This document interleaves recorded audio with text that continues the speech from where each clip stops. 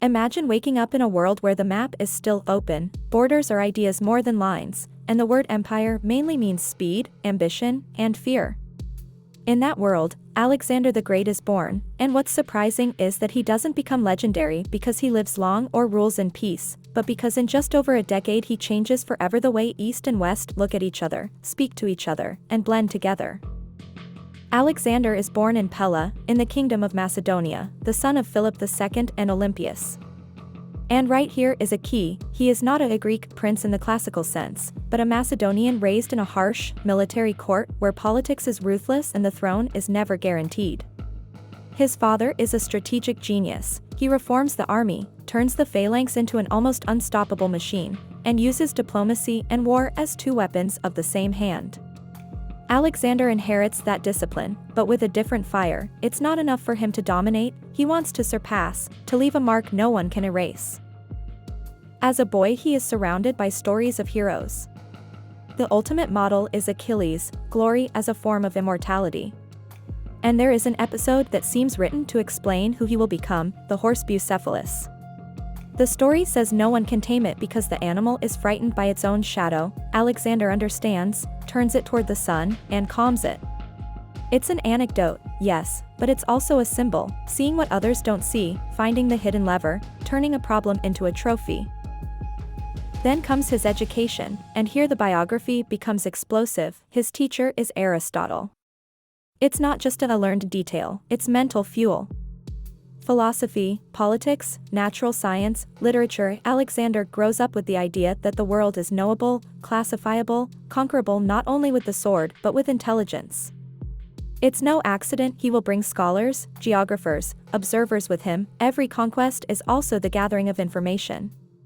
It is war and catalogue, march and curiosity. When Philip II is assassinated, Alexander is young and the kingdom is fragile. Before he can even think about Persia, he must secure the throne and the loyalty of the Greek cities. Here you see his double nature, speed and message. He moves the army, breaks resistance, and presents himself not only as king but as the leader of a pan-Hellenic expedition against the Persians, tapping into the idea of historical revenge from the Persian Wars. It's a perfect strategy. He turns a personal ambition into a collective mission. In 334 BC he crosses the Hellespont and sets foot in Asia. At that point history speeds up like a drum. The first great test is the Battle of the Granicus. The Persian satraps are waiting for him, and he attacks at a difficult point, takes risks, nearly dies, but wins. The message is clear: he is not a cautious invader, he is a player who aims high and shifts psychological momentum to his side. Every victory in this campaign is not only military, it is propaganda. Cities see that Persia can be beaten, and they start changing sides even before the army arrives. The next year, at Issus, he meets the great rival, Darius III. And here legend becomes cinema. Alexander, outnumbered, uses the terrain, breaks the enemy line, and Darius flees, leaving behind his family and treasure. Alexander treats the royal family with respect, as if saying to the world, "I am not a plunderer, I am a new king." It's an exquisitely political move. Winning is easy, legitimacy is an art. Then comes one of the hardest and most underestimated phases: siege warfare. The march toward the Mediterranean is not a stroll, because as long as the Persian fleet can use the ports, control of the sea remains unstable. So Alexander makes a cold choice: he cuts the ports off one by one.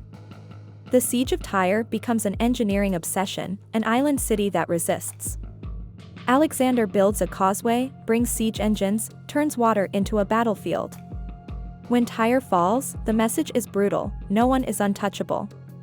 Soon after, Gaza is also crushed and the road to Egypt is open. In Egypt something different happens. It is not only conquest, it is symbolic coronation.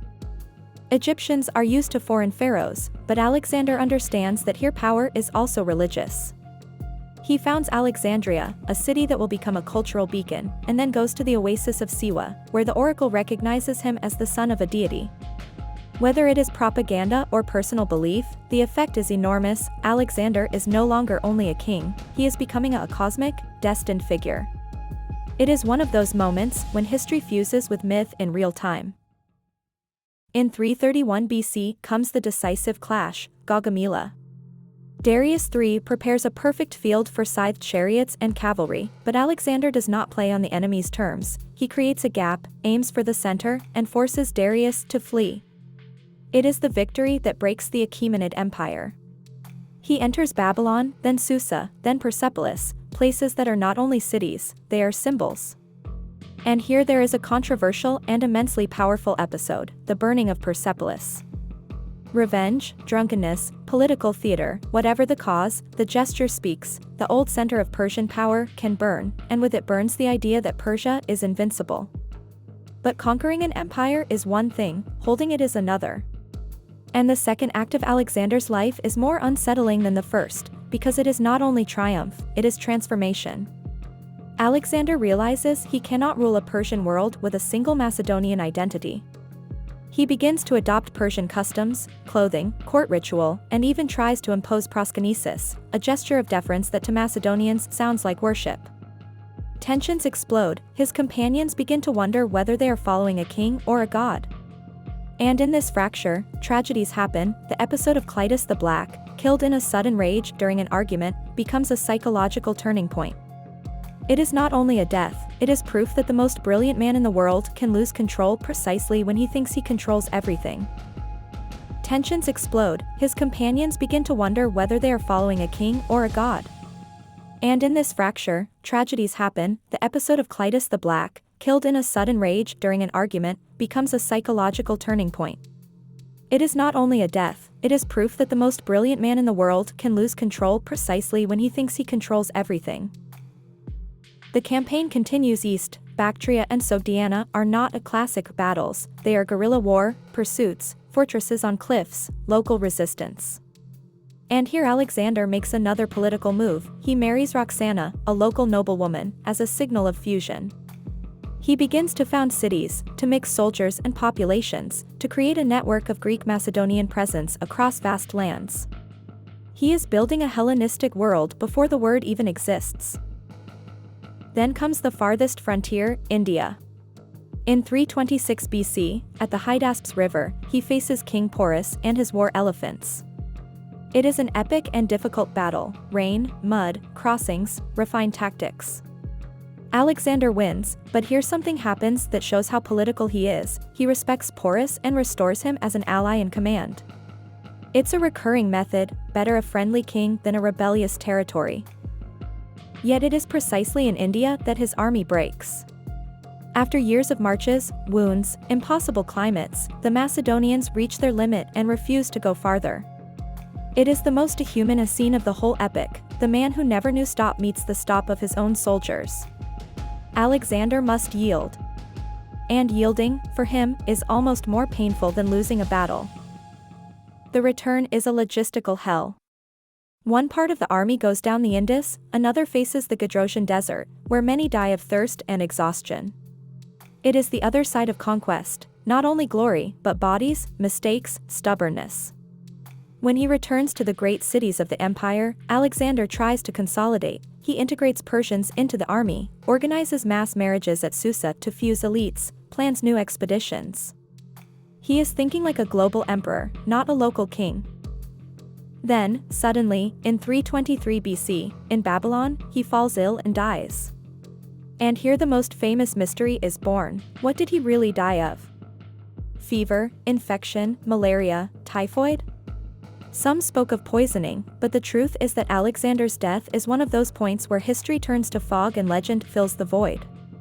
And that void is devastating, because he leaves no adult heirs, no clear successor, no stable structure. He leaves an empire too vast and too young to remain united. From there the age of the Diadochi, the successors, explodes, generals who divide the world and reshape it into kingdoms. Ptolemy I takes Egypt and founds a dynasty, Seleucus I establishes the great kingdom in Asia, others fight over Greece and Macedonia. Alexander's empire dies as a single unit, but is born as an era, Hellenistic. Greek becomes a lingua franca, cities are founded or refounded, cultural exchange accelerates, ideas travel, religions blend, science and philosophy find new centers. In a sense, Alexander did not only conquer, he accelerated the globalization of the ancient world. So the final question is not, how much territory did he take, but, what did he change? He broke the psychological barrier between Greece and the East, created an image of lightning-fast conquest that would inspire generations from Julius Caesar to Napoleon, helped give birth to cities that would become cultural capitals, and above all revealed an unsettling truth. A single individual, if he combines military genius, charisma, and timing, can change history faster than history can even understand it. But there is also the other lesson, the more dangerous one: ambition never has a blast finish line. Alexander wins and immediately wants the next. He conquers and immediately wants to consolidate. He feels human and then flirts with the divine. And that may be why he still obsesses us, because he is not only a hero, he is an extreme experiment in what happens when talent meets the absence of limits. And in the moment he dies, young, far from home, with an entire world still waiting to be organized, you understand why they call him the conqueror who changed the world, not because he finished history, but because he set it back in motion. Aegean.